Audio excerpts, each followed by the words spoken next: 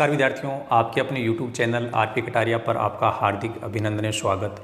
आज हम एक नई एक्सरसाइज के बारे में बात करने वाले हैं। प्रश्नावली 3.3 प्रश्नावली 3.1 और 3.2 में हमने मैट्रिक्स के सामान्य गुणधर्म पर आधारित जो क्वेश्चन थे उनको हमने हल किया था कि किस प्रकार से मैट्रिक्सों को जोड़ा जाता है, किस प्रकार से उनको घटाया जाता है, कैसे उनको गुणा किया जाता है, जोड़ने के लिए, घटाने के लिए और गुणा करने के लिए क्या क्या कंडीशंस हैं वो ज़रूरी है। ये सब चीज़ें हमने प्रश्नावली 3.1 और 3.2 में हमने बातें की थी। अभी तक जिन विद्यार्थियों ने वो वीडियोज़ नहीं देखे हैं तो आप हमारे YouTube चैनल आरपी कटारिया पर जाकर के वहाँ से प्लेलिस्ट भी बनाई हुई है, आपको सब की सब वीडियोज़ है वो एक साथ मिल जाएंगे, वहाँ से आप देख सकते हैं। आज हमें बहुत ही बेहतरीन तरीके से आपको एक नई चीज़ के बारे में समझाने वाले हैं। पूरे 3.3 की जो एक्सरसाइज है उस पूरी एक्सरसाइज का केवल यहाँ पर जो हम बात करेंगे वो एक निष्कर्ष है। यदि आपको ये बात समझ में आ जाती है तो 3.3 की जो प्रश्नावली है वो आप चुटकियों में हल करेंगे। केवल जो मैंने यहाँ पर फिलहाल आपके सामने जो लिखा हुआ है इस बात को हमें समझना है, ठीक है। बाकी जो चीज़ें हैं वो केवल 3.1 और 3.2 में जो हमने सीख के आए हैं वही चीज़ें यहाँ पर यूज होंगी, साथ साथ में ये चीज़ें यूज हो रही हैं। इसके अलावा कुछ नया कुछ नहीं आने वाला है। आव्यूह का परिवर्त कि कोई भी मैट्रिक्स है उसकी परिवर्त मैट्रिक्स है वो क्या होती है। जैसे यदि कोई मैट्रिक्स ए है, उस मैट्रिक्स को संकेत दे रखा हमने, तो पहले तो संकेतों को समझ लेते हैं। कोई मैट्रिक्स ए है और उस मैट्रिक्स के लिए यदि उसकी परिवर्त मैट्रिक्स से बनाना चाहते हैं तो उसका संकेत क्या होगा। ए के ऊपर पावर में टी लिख सकते हैं या ए डैश लिख सकते हैं। ये क्या चीज़ है, कोई मैट्रिक्स ए है और ये ए की पावर टी या ए डैश क्या है, इस मैट्रिक्स ए के लिए परिवर्त मैट्रिक्स। पहले हम संकेत की बात कर रहे हैं।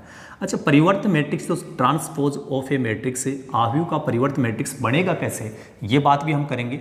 अभी मैंने केवल यही बताया है कि कोई भी मैट्रिक्स है, मान लीजिए ए है तो उसकी परिवर्त मैट्रिक्स का संकेत क्या होगा, ए की पावर टी या ए डैश। यदि मान लो बी मैट्रिक्स है तो यहाँ हो जाएगा बी की पावर टी। टी क्यों लिख रहे हैं, क्योंकि परिवर्त के लिए यहाँ पर एक अंग्रेजी वर्ड जो है, इंग्लिश वर्ड है ट्रांसपोज, काम में लिया गया है। इसका पहला लेटर टी है, तो परिवर्त मैट्रिक्स को दर्शाने के लिए हम टी लगा सकते हैं पावर में। यदि आपकी मैट्रिक्स मान लीजिए सी है तो उसकी परिवर्त मैट्रिक्स है, उसको सी की पावर टी या सी डैश लिख सकते हैं अपन। ये तो हुई संकेत की बात। अच्छा, परिवर्त मैट्रिक्स बनेगी कैसे। आपको मैट्रिक्स जैसे ए दी गई है तो हम क्या करेंगे, उसकी जितनी भी पंक्तियां होंगी उन सभी पंक्तियों को स्तंभ बना देंगे। पहली पंक्ति को पहला स्तंभ, दूसरी पंक्ति को दूसरा स्तंभ, तीसरी पंक्ति को तीसरा स्तंभ। तो मैंने यहाँ पर केवल ये बोला कि पंक्तियों को हम क्या बदल देंगे, स्तंभ में परिवर्तित कर देंगे। अब आप कहेंगे पंक्तियों को स्तंभ में परिवर्तित करेंगे तो क्या स्तंभों को भी पंक्तियों में परिवर्तित करना पड़ेगा, बिल्कुल नहीं। पंक्तियों को यदि आपने स्तंभों में चेंज कर दिया तो स्तंभ ऑटोमेटिक पंक्तियों में चेंज हो जाएंगे। इसलिए अपन ज़्यादा कन्फ्यूज वाली बात नहीं करेंगे, केवल एक ही बात क्लियर करनी है कि जितनी भी पंक्तियाँ होंगी उसको हम किस में चेंज कर देंगे, स्तंभों में, ठीक है। मैट्रिक्स ए है, उसकी जितनी भी पंक्तियां होंगी उसके हम स्तंभ बना देंगे। पहली पंक्ति का पहला स्तंभ, दूसरे पंक्ति का दूसरा स्तंभ, तीसरी पंक्ति का तीसरा स्तंभ, तो आपको परिवर्त मैट्रिक्स है वो मिल जाएगी। जैसे उदाहरण के तौर पर मान लीजिए आप अपने पास में एक मैट्रिक्स है, एक छोटी सी मैट्रिक्स लेते हैं अपने यहाँ पर। यहाँ हमने लिखा 1 2 3 4, ये हम मैट्रिक्स ले रहे हैं। हम चाहते हैं कि मैट्रिक्स ए की परिवर्त मैट्रिक्स बनाए, तो परिवर्त मैट्रिक्स के लिए या तो हम ए की पावर टी लिखेंगे संकेत के रूप में या ए डैश लिखेंगे। अब देखो ये आपकी पहली पंक्ति है, तो पहली पंक्ति को पहला स्तंभ बना दो और दूसरी पंक्ति को दूसरा स्तंभ बना दो। जैसे ही हम ये मैट्रिक्स हमें प्राप्त होती है तो ये मैट्रिक्स है, ये पहले वाली मैट्रिक्स की परिवर्त मैट्रिक्स है। और यदि इसका फिर परिवर्त मैट्रिक्स हम बना दें, इसकी दोबारा इसको चेंज कर दें तो ये मिल जाएगी। ए से ए की पावर टी कैसे मिल रहा है, पंक्तियों को स्तंभों में चेंज करने पर। यदि इनकी पंक्तियों को दोबारा स्तंभों में चेंज कर दें तो क्या मिल जाएगा, ए मिल जाएगा। तो ए और ए की पावर टी है वो कैसे बनता है, पंक्तियों को स्तंभों में बदल दें या स्तंभों को पंक्तियों में बदल दें। एक काम समझना है, पंक्तियों को स्तंभों में चेंज कर दीजिए या जो स्तंभ उनकी पंक्तियां बना दीजिए। दोनों में से एक बात ध्यान रखनी है हम लोगों को, तो वो आपकी हो जाएगी परिवर्त मैट्रिक्स। इसके बाद में क्या होता है कि यदि कोई मैट्रिक्स अपने को दी जाए तो वहाँ पर एक सममित मैट्रिक्स का नाम आता है कि उस मैट्रिक्स को सममित मैट्रिक्स, सिमेट्रिक मैट्रिक्स कब कहा जाएगा। तो कोई भी मैट्रिक्स है वो सममित मैट्रिक्स कब होगी कि वो मैट्रिक्स स्वयं वो मैट्रिक्स और उसकी यदि परिवर्त मैट्रिक्स हम प्राप्त कर लें और दोनों है वो बिल्कुल सेम बन जाए, जो मैट्रिक्स आपको दी जाए वो मैट्रिक्स एक उसकी परिवर्त मैट्रिक्स। अब जब दोनों का हम अवलोकन करेंगे तो देखेंगे कि दोनों बराबर आ रही, बिल्कुल सेम है। ऐसी स्थिति में क्या होगा, a बराबर a की पावर t बोला जा सकता है, तब आपकी मैट्रिक्स a है वो सममित मैट्रिक्स हो जाएगी। विषम सममित मैट्रिक्स का मतलब क्या होता है कि हम जैसे मैट्रिक्स a दी जाए तो हम पहले उससे परिवर्त मैट्रिक्स a की पावर t प्राप्त कर लेंगे, लेकिन a के बराबर में a की पावर t नहीं मिलेगा। ये जो परिवर्त मैट्रिक्स है इसको माइनस से गुणा करने के बाद में जो मैट्रिक्स बनेगी वो इसके बराबर होगी। तो यहाँ से ये अपन जो मैट्रिक्स है इसके बारे में बात कर सकते हैं कि a और जो a की पावर t का जो ऋणात्मक है यदि वो बराबर हो जाता है तो वो आपका विषम सममित मैट्रिक्स होगा। ठीक है, तो ये विषम सममित मैट्रिक्स की बात यहाँ पर हो गई।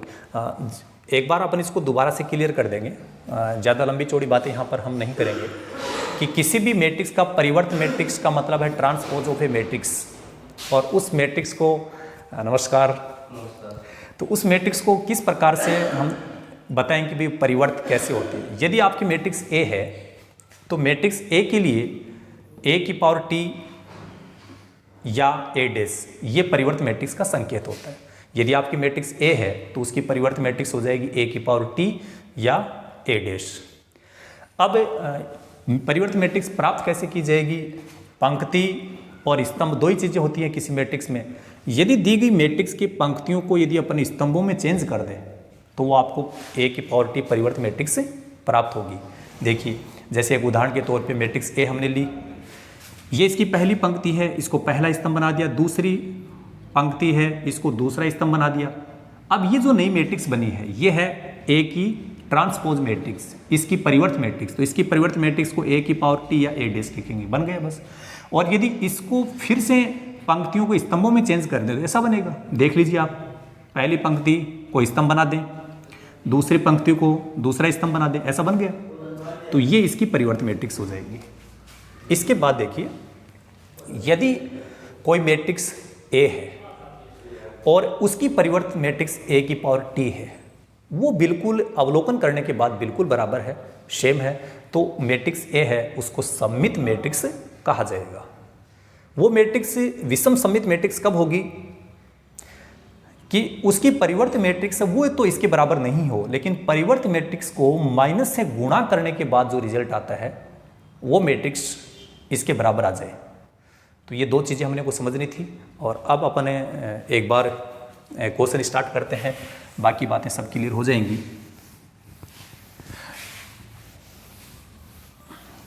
चलिए, निम्नलिखित आव्यूह में से प्रत्येक का परिवर्त ज्ञात कीजिए। पहला क्वेश्चन है कि जितनी भी मैट्रिक्स आपको दी गई है उसका परिवर्त ज्ञात कीजिए, ट्रांसपोज मैट्रिक्स ज्ञात करनी है।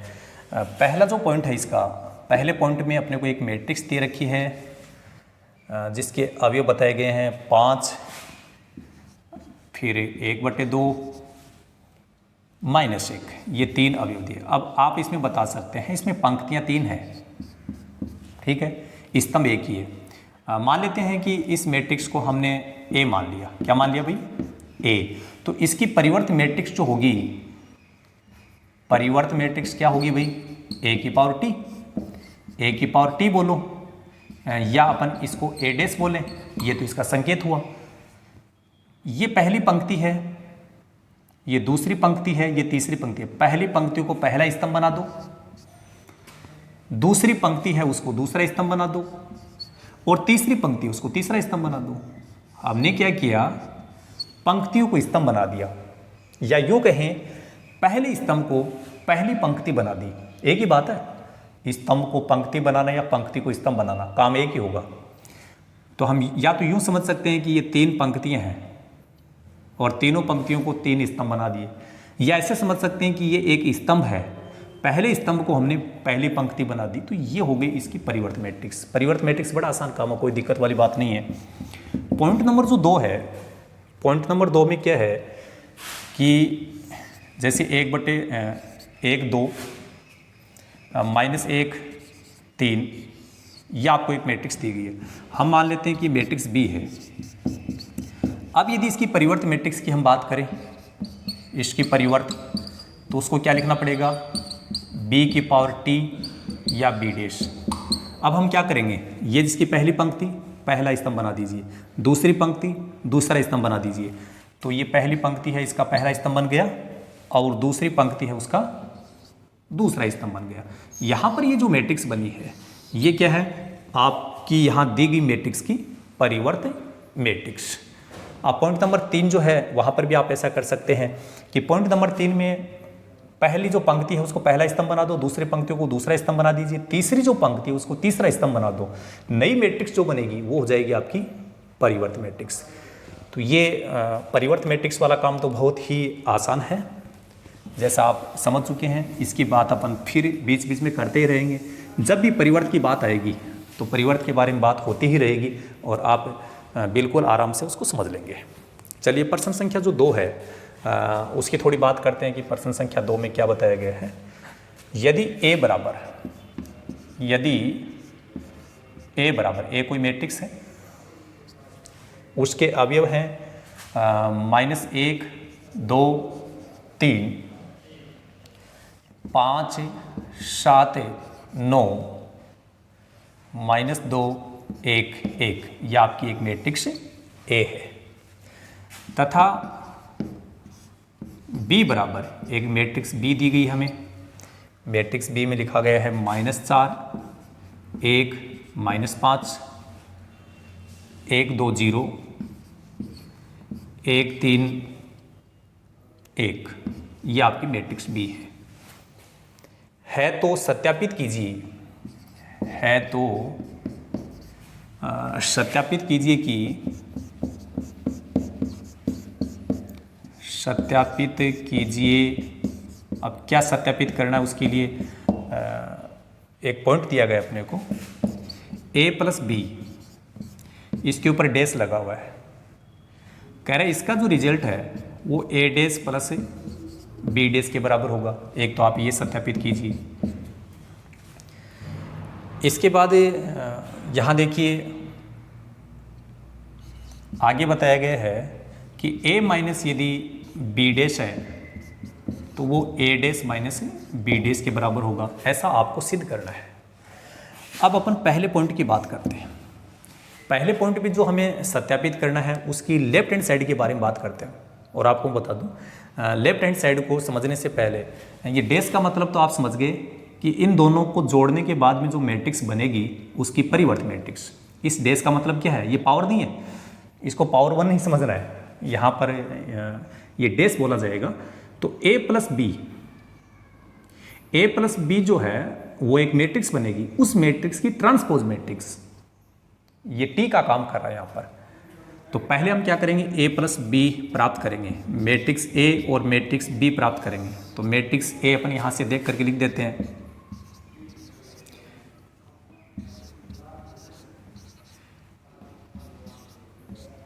ये आपकी मैट्रिक्स A हो गई। इसको हम B के साथ जोड़ेंगे तो मैट्रिक्स B यहाँ से लिख दो, -4 1 -5 1 2 0 1 3 1। जोड़ने वाली बात शायद आपको सबको समझ में आ ही रही है कि किस प्रकार से जोड़ा जाता है। संगत अवयव आपस में जुड़ेंगे, ठीक है। ये जैसे पहली पंक्ति की बात करें, पहला अवयव पहले के साथ, दूसरा दूसरे के साथ, तीसरा तीसरे। तो -1 है और -4 है, इन दोनों को जोड़ेंगे तो वो -5 बन जाएगा। सीधा लिख रहा हूँ मैं यहाँ पर। और 2 को 1 के साथ जोड़ेंगे तो ये बन जाएगा 3 और -5 को जब हम जोड़ेंगे तो 3 -5 लिखेंगे, सरल करने पर ये -2 बनेगा। 5 के साथ 1 जुड़ेगा 6, 7 के साथ 2 जुड़ेगा 9, और इस 9 के साथ ये 0 जोड़ेंगे तो भी 9 ही आएगा। -2 के साथ 1 जुड़ेगा, -2 + 1 लिखा जाएगा, सरल करेंगे तो उसको -1 बोलेंगे। 1 और 3 4 हो जाएगा, 1 और 1 2, यहाँ 4 आएगा, यहाँ 2 आएगा। ये हमने a प्लस b प्राप्त कर ली। लेफ्ट हैंड साइड जो है उसमें क्या कहा गया है, लेफ्ट हैंड साइड में तो ये बोला गया है कि a प्लस b जो है उसकी ट्रांसपोज मैट्रिक्स ज्ञात कीजिए। डैश का मतलब है ट्रांसपोज मैट्रिक्स। परिवर्त मैट्रिक्स ज्ञात करनी है। a प्लस बी हम यहाँ बना चुके हैं और हमें ज्ञात करना है a प्लस बी का ट्रांसपोज मैट्रिक्स, परिवर्त मैट्रिक्स। बड़ा सिंपल काम है। जितनी भी पंक्तियां आपको दिखाई दे रही है, पहली पंक्ति को पहला स्तंभ, दूसरी पंक्ति को दूसरा स्तंभ, तीसरी पंक्ति को तीसरा स्तंभ बना दीजिए। ये आपकी पहली पंक्ति है। पहली पंक्ति में आ रहा -5, 3, -2, इसको पहला स्तंभ बना दिया। दूसरी पंक्ति में आ रहा 6, 9, 9, इसको दूसरा स्तंभ बना दिया। ये तीसरी पंक्ति है, तीसरी पंक्ति को तीसरा स्तंभ बना दिया। शायद आपको समझ में आया होगा कि हमने क्या किया है। क्या किया हमने?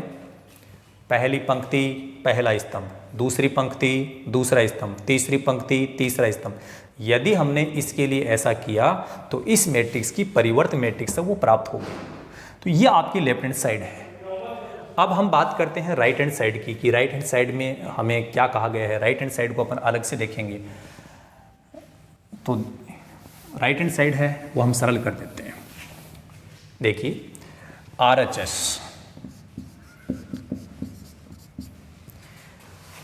RHS में क्या होगा, यहाँ पर बोला गया A dash plus B dash. तो A dash plus B dash जो है, A डैश का मतलब क्या होगा कि इसकी परिवर्त मैट्रिक्स याद करनी है। तो पहली पंक्ति दूसरी पंक्ति तीसरी पंक्ति को स्तंभ बना दें। तो फटाफट अपन ये बनेगा -1, 2, 3। दूसरी जो पंक्ति है 5, 7, 9। तीसरी पंक्ति है -2, 1, 1। ये हो गया A डैश, ट्रांसपोज मैट्रिक्स बन गई। अब B डैश का मतलब है पहली पंक्ति दूसरी पंक्ति तीसरी पंक्ति को स्तंभ बना दो। तो ये बनेगा -4, 1, -5। और यहाँ दूसरी पंक्ति 1, 2, 0, 1, 3, 1, 1, 3, 1। शायद आप समझ गए। और अब हम इनको जोड़ते हैं। देखिए -1 -4 के साथ बनेगा -5, 5 इसके साथ जुड़ेगा 6, -2 और 1 को सरल करेंगे -1, 2 1 के साथ सरल होगा 3, 7 के साथ 2 सरल होगा 9, 1 के साथ 3 सरल होगा 4, और 3 के साथ ये -5 होगा तो -2, 9 के साथ 0 होगा तो ये 9, 1 के साथ 1 होगा तो 2। ये जो रिजल्ट आ रहा हमारा, और देखिए पहले वाला जो रिजल्ट है वो बिल्कुल बराबर आ रहा है। तो हम बोल सकते हैं कि लेफ्ट हैंड साइड जो है वो राइट हैंड साइड के बराबर आ रही है, और यही हम लोगों को सिद्ध करना था। ठीक इसी प्रकार आप पॉइंट नंबर 2 के लिए बात कर सकते हैं। तो चलिए इस वीडियो में हम केवल इतनी ही चर्चा करेंगे। So thank you so much, all the best, be positive always.